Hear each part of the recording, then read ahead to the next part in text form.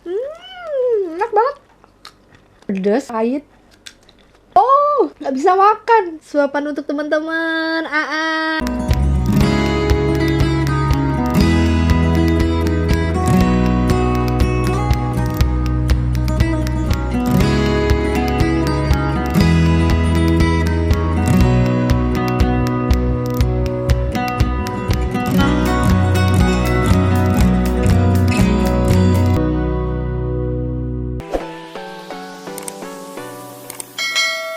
Hai teman-teman, selamat datang di channel MGB Garden. Saat ini saya sudah ada di kebun dan saya akan petik-petik daun dari kebun. Lalu saya akan makan, juga saya akan mereview gimana rasanya, seperti apa keseruannya. Ikutin terus videonya ya.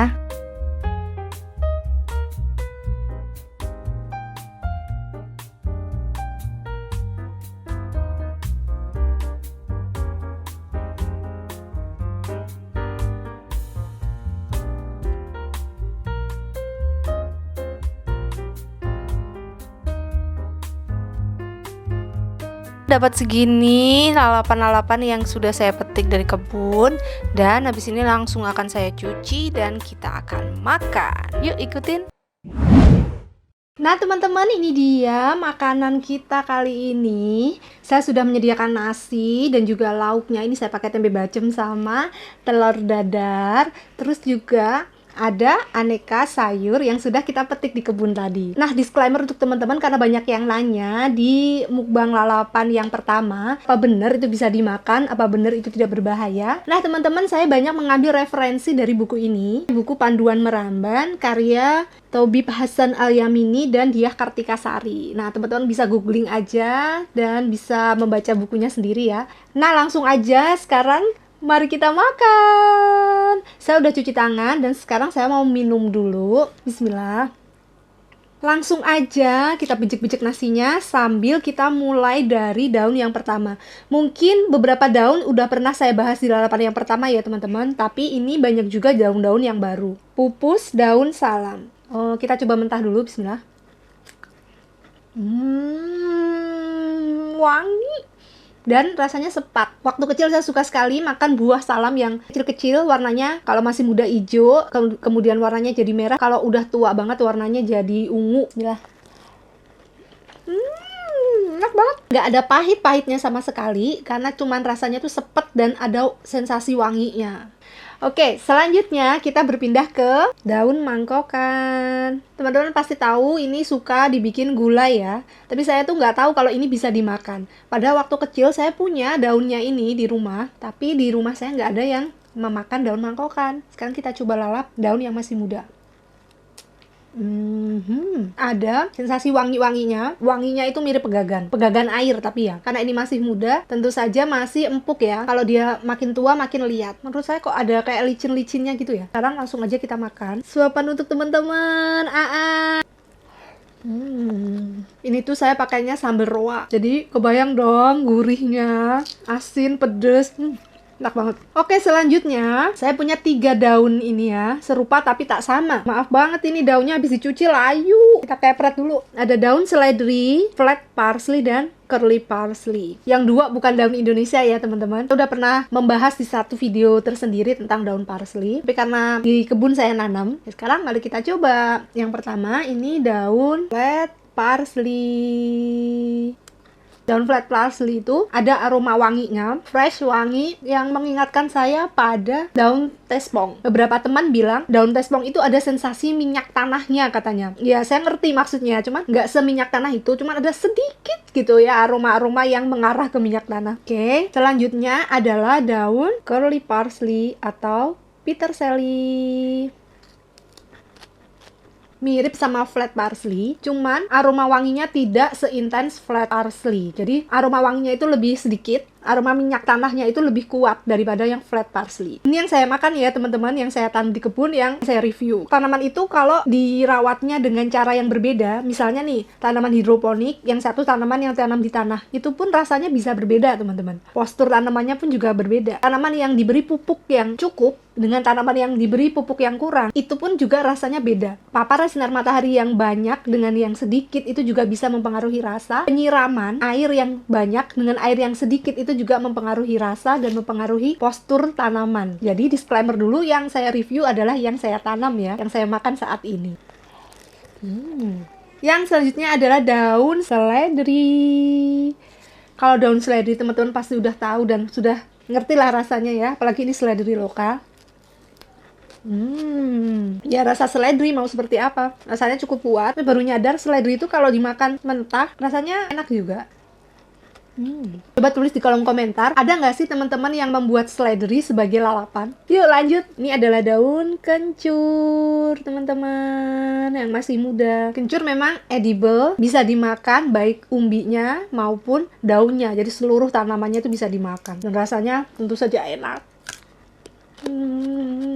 Yang sudah saya makan tadi, ini dagingnya lebih tebal dan lebih berair gitu. Jadi kalau dikunyah tuh ada sensasi kres-kres-kresnya gitu, ada rasanya gitu teman-teman. Terus ada semriwing aroma kencur yang enak banget.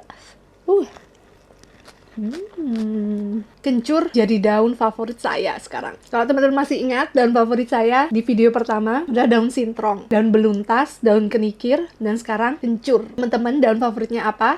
Tolong tulis di kolom komentar ya. Yuk kita lanjut. Selanjutnya ada daun ginseng. Saya udah sering masak daun ginseng tapi belum pernah nyobain dilalap. Sekarang kita coba. Ada lendirnya, kemudian kalau secara rasa nggak ada pahitnya. Enak loh teman-teman, asli. Rasa daun biasa. Selanjutnya ini ada sirih bumi. Ini memang tumbuh liar ya teman-teman. Kalau mau makan, ambil dari tempat yang terjaga kebersihannya ya. Jangan ambil dari tempat yang kotor, misalnya comberan.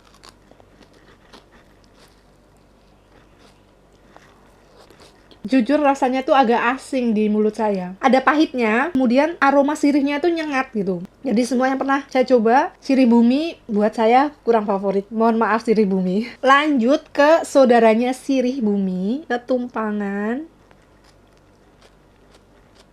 Versi sirih bumi yang tidak ada rasa sirihnya. Ini juga gulma, suka numbuh sendiri di pot.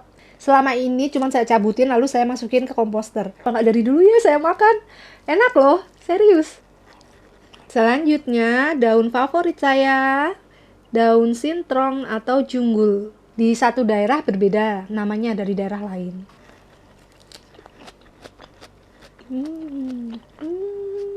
Nggak ada pahitnya sama sekali, nggak ada rasa aneh gitu di mulut, nggak ada. Bener-bener kalau orang mau makan tuh sepenuh hati makannya gitu. Oke, selanjutnya ada kedongdong laut atau kedongdongan. Kita cobain ya. Wangi, enak. Terus ada sedikit banget pahit, nggak apa-apa tapi tolerable banget. Mirip sama daun mangkokan karena memang masih keluarga teman-teman. Cuman agak alot ya teman-teman. Jadi makannya harus yang daun muda. Kemudian yang selanjutnya ada bayam Brazil. Di video yang sebelumnya pada nanya, itu ada bayam Brazil kok nggak dipetik ya gitu. Maaf saya lupa. Yuk kita cobain. Rasa daun bayam Brazil ini nggak ada pahit-pahitnya, kayak selada menurut saya. Selada versi lebih liat. Kalau selada itu kan berair banget, jadi kres gitu. Nah ini juga tapi sedikit lebih liat daripada selada. Bayam Brazil mudah ditanam, dipotong, tumbuh lagi, potong, tumbuh lagi gitu. Worth banget untuk ditanam teman-teman. Yang selanjutnya ada pegagan air atau hidrokotil. Jadi pegagan air atau hidrokotil itu jenisnya banyak banget. Yang ada di kebun saya saat ini ada 3 jenis. Yang pegagan air bulat seperti ini, kemudian pegagan air yang bentuknya hati seperti ini, dan juga tikim yang kecil-kecil yang suka ada di asinan. Jadi rasanya tuh wangi dan ada sedikit pahit-pahitnya. Sama kayak rasa saudaranya yang lain ya. Si pegagan air bulat dan tikim. Oke, selanjutnya. Ini orang sudah pasti kenal banget sama ini ya. Nggak tahu ya pengucapannya bener apa enggaknya. Daun rende. Rende. Rende. Daun rende. Koreksi ya kalau saya salah. Rasanya sulit untuk diungkapkan. Asli, baru pertama kali ini saya makan daun rasanya kayak gini. Khas banget dan nggak ada padanannya. Ini apa ya? Aroma rasanya itu beda banget dengan yang lainnya yang pernah saya makan, yang pernah saya review. Coba bantu saya di kolom komentar teman-teman. Daun rende itu rasanya menurut teman-teman seperti apa? Untuk yang pernah makan. Tapi nggak ada rasa pahitnya juga teman-teman. Nggak ada rasa asemnya. Adanya rasa wangi. Yang wanginya itu lain daripada yang lain. Oke, selanjutnya. Ini bukan tanaman asli Indonesia, teman-teman. Arugula atau roket. Ini biasanya ada di salad ya. Bismillah. Rasanya super intens, pedas, pahit. Oh, nggak bisa makan. Pokoknya rasanya sangat mengagetkan. Kita coba makan lagi ya. Kalau sama tahu bacem gimana rasanya? Masih belum terbiasa. Gini banget sih rasanya. Next, kita ada aneka basil-basilan. Nah, teman-teman sangat banyak yang bingung dan bertanya bedanya basil dan kemangi. Nah, ini dia. Saya punya sweet basil, purple basil, terus ini ada juga kemangi. Kemanginya pun ada kemangi yang daun lebar, terus ada kemangi yang daun sempit juga. Terus ini ada Thai basil. Sekarang ayo kita coba satu-satu ya. Ini sweet basil. Aromanya itu menusuk, tidak ada padanan rasanya di sayuran Indonesia. Nggak pedes, nggak pahit, nggak asem. Rasa basil itu seperti apa? Ya seperti basil. Purple basil. Wanginya lebih enak yang sweet basil. Cuman karena ini warnanya ungu gitu ya, jadi lebih menarik. Thai basil. Nggak ada pahit-pahitnya. Cocok nggak sih dimakan sama sambal? Wanginya itu ada manis-manisnya gitu, wanginya tuh lembut ya, tidak spesial menurut saya, tapi di lidah saya masih bisa dinikmati. Kemangi daun lebar, kemangi yang daunnya kecil-kecil itu menurut saya lebih pedes daripada yang daunnya besar-besar. Selanjutnya daun beluntas, daun favorit saya.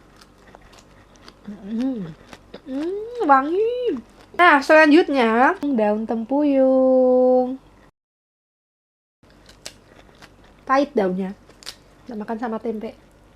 Sedikit aromanya, tapi di bayangan saya aromanya itu kayak aroma plastik gitu ya. Tapi di mulut ya, kalau dicium gini nggak kecium apa-apa. Maaf ya, random banget saya deskripsinya. Next, daun ketumbaran atau daun ketumbar Jawa. Atau ada yang mengatakan juga daun walang sangit. Karena ini baunya, tajam banget, seperti ketumbar daunnya. Versi lebih kuat. Untuk yang nggak suka aroma-aroma kuat kayak gini, kayaknya nggak bisa makan. Aromanya bener-bener sampai masuk ke hidung gitu. Ketika udah di mulut tuh pecah terus, gitu.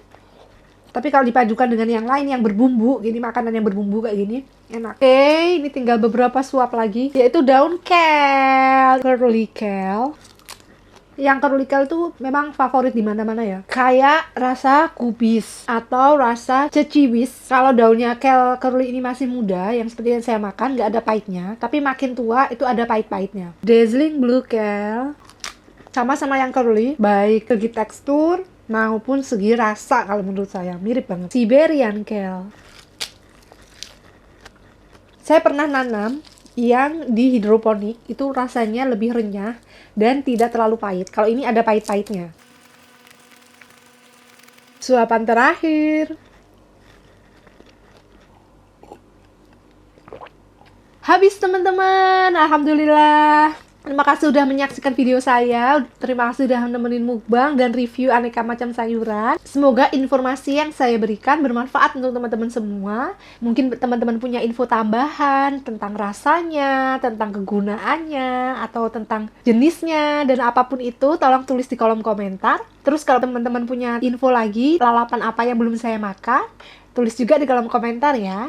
Dan jangan lupa saksikan video mukbang lalapan yang pertama di sini. Oke, sampai jumpa di video-video selanjutnya. Bye!